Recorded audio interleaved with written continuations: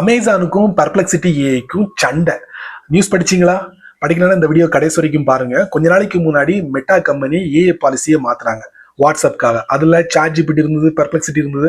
இவங்கெல்லாம் ஜனவரி மாசம் 2026 வெளியே போயிடணும் அப்படின்னு ஒரு உத்தரவு போட்டாங்க. ஒண்ணுமே சொல்ல, சாட்ஜிபிடி ஓகேன்றுச்சு, பெர்ப்ளெக்சிட்டி ஓகேன்றுச்சு. அதுக்கப்புறம் சாட்ஜிபிடி சும்மா இருந்தாங்களா? இந்தியாவில் பிக் பாஸ்கெட்டோட ஒரு டைப் வச்சாங்க. பிக் பாஸ்கெட் யாரு? இந்த ஆன்லைன் ஷாப்பிங் பண்ணக்கூடியது.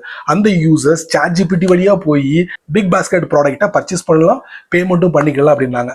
டீல் சூப்பரா இருக்குல்ல? இதெல்லாம் பார்த்துக்கிட்டு அமேசான் என்ன பண்ணான்னா ஒரு லெட்டர் அனுப்பதான் பெர்ப்ளெக்சிட்டிக்கு. இந்த மாதிரி காமெடி ப்ரௌசரை சும்மா இருக்க சொல்லு, எங்களுடைய யூசருக்கு அனுமதி கொடுக்குறான் எங்களுடைய ப்ராடக்டை பர்ச்சேஸ் பண்றதுக்கு அப்படின்னு ஒரு லெட்டர் போடுறான். பெர்ப்ளெக்சிட்டி பதிலுக்கு சொல்றாங்க. என்ன சொல்றாங்க? இந்த மாதிரி வளர்ற கம்பெனியை நீங்க நசுக்கிற மாதிரி இருக்கு, இது சரியில்லை அப்படின்னு சொல்லி ஒரு பதிவை போடுறாங்க. பதிலுக்கு அமேசான் என்ன சொல்றாங்கன்னா, இந்த மாதிரி ஒரு பேட் எக்ஸ்பீரியன்ஸை நீங்க கொடுக்குறீங்க இப்படிலாம் சொல்லிட்டு, இன்னொரு பக்கம் அமேசானு இந்த பெர்ப்ளெக்சிட்டி மேல ஹெவியா இன்வெஸ்ட்மெண்ட்லாம் பண்ணிருக்காங்க. இந்த மாதிரி சம்பவங்கள்லாம் நடந்துகிட்டு இருக்கு. ஒரு பக்கம் சண்டை, ஒரு பக்கம் இன்வெஸ்ட்மெண்ட்டு. இதுக்கு முக்கிய காரணம் எதுக்கு சண்டை போடுறாங்கன்னா, அமேசான் அவங்களுடைய விளம்பர வருவாய் தடைபடும். அதே மாதிரி அவங்களுடைய ஏஐ இருக்கு பார்த்தீங்களா, பை ஃபார் மீ, அதோட வளர்ச்சி குறையும்.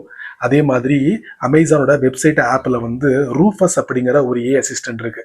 இது எல்லாத்தையும் பாதிக்கும் அப்படிங்கிற ஒரு காரணம் தான் இந்த லெட்டர் அனுப்பி சண்டையை போட்டது. வேற ஒன்றும் இல்லை. இந்த மாதிரி சின்ன சின்ன விஷயங்கள் நிறைய தெரிஞ்சுக்கணும் ஆசைப்பட்டீங்கன்னா வழக்கம் போல நம்ம சேனலை ஃபாலோ பண்ணுங்க.